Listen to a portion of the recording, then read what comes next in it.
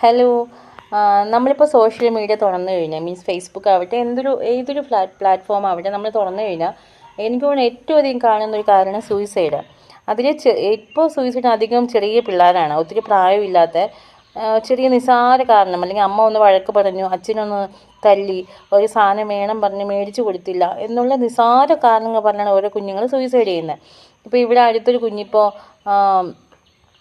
Love fail 20 വയസ്സാണ്. Love ഫെയിലറിൽ, അതായത് സ്നേഹിച്ച പെങ്കോസിയുടെ എന്തോ ചെറിയ ഇഷ്യൂ, പുഴയിൽ ചാടി ആ കുട്ടി മരിച്ചു. പക്ഷെ ആ ഒരു സമയം അത് ഭയങ്കര വേദന. ആ കുഞ്ഞ് ആ സമയത്ത് ഉള്ള വേദന കൊണ്ടായിരിക്കാം, പ്രശ്നങ്ങളില്ലാത്ത ലോകത്ത് ആരും ഇല്ലല്ലോ. പക്ഷെ ആ ഒരു നിമിഷം, അതായത് നമുക്ക് മരിക്കാനാവട്ടെ ഒക്കെ ഒരു നിശ്ചിത സമയം മതി, ഒരു സെക്കൻഡ് മതി. പക്ഷേ അതൊന്ന് ഓവർകം ചെയ്ത് ജീവിക്കാനാണ് നമുക്ക് പാട്. പക്ഷെ അങ്ങനെ ജീവിച്ചവർ വിജയിച്ചിട്ടുണ്ട്. പ്രശ്നങ്ങൾ വരുമ്പോൾ നമ്മൾ ഫസ്റ്റ് സൂയിസൈഡിനെ കുറിച്ച് ചിന്തിക്കും. ഒരുപാട് പേരുണ്ട് കേട്ടോ സൂയിസൈഡിനെ കുറിച്ച് ചിന്തിക്കാതെ. നമ്മുടെ ചുറ്റും നോക്കിയാൽ മതി, അപ്പോൾ നമുക്കതിൻ്റെ പകുതി പ്രശ്നങ്ങളിൽ നിന്നൊരു സൂയിസൈഡിനെ കുറിച്ച് ചിന്തിക്കാനുള്ള ഒരു ആ ഒരു വിഷമം, ആ ഒരു മാനസികാവസ്ഥ മാറിക്കിട്ടും. കാരണം നിങ്ങൾക്ക് അറിയായിരിക്കും, നമ്മുടെ ഫേസ്ബുക്കിൽ വളരെ ആക്റ്റീവായി നിന്ന് ആ കുട്ടി മരിച്ചു പോയി ക്യാൻസറായിട്ട്. അപ്പോൾ അവൻ്റെ അമ്മ പറയുന്ന ഓരോ കാര്യങ്ങൾ, കാരണം ജീവിക്കാൻ വേണ്ടി വളരെ കൊതിച്ചിട്ടുണ്ട് ആ കുട്ടി.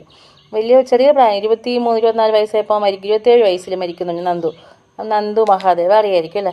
അപ്പോൾ അവൻ അതുപോലെ ഒരുപാട് പേര് നമ്മുടെ ജീവിക്കാൻ വേണ്ടി ആഗ്രഹിച്ചിട്ട് ഒരു കാലില്ല, ഒരു കൈയില്ല, അല്ലെങ്കിൽ കണ്ണ് കാണാത്തത്, നടക്കാൻ പറ്റാത്തത്, അങ്ങനെ കിടപ്പിൽ കിടക്കുന്ന ഒത്തിരി പേരുണ്ട്. അവരൊക്കെ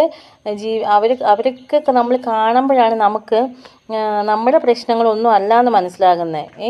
നമ്മൾ വിചാരിക്കും ഒരു പ്രശ്നം വരുമ്പോൾ, ഞാനും ചിന്തിച്ചു ചെറിയ പ്രശ്നം വരുമ്പോൾ അയ്യോ മുന്നോട്ട് എങ്ങനെ ജീവിക്കും ആ രീതി ചിന്തിച്ചിട്ടുണ്ട്. പക്ഷേ അതൊന്നും അല്ല പ്രശ്നം. ശരിക്കും പ്രശ്നങ്ങളൊക്കെ വരുമ്പോൾ നമ്മളൊരു ഹോസ്പിറ്റലോ അല്ലെങ്കിൽ ഒരു RCC പോലത്തെ അല്ലെങ്കിൽ അനാഥാലയം അങ്ങനെയൊക്കെയുള്ള സ്ഥലങ്ങളിൽ പോകുമ്പോൾ അവരുടെ വേദന അത് കാണുമ്പോൾ നമുക്ക് മനസ്സിലാവും നമ്മുടെ പ്രശ്നങ്ങളൊന്നുമല്ലെന്ന്. കാരണം നമ്മുടെ ഈ ലോകത്ത് പരിഹരിക്കാൻ പറ്റാത്തതായിട്ട് ഒന്നുമില്ല. എന്ത് പ്രശ്നം നമുക്ക് പരിഹരിക്കാൻ പറ്റും.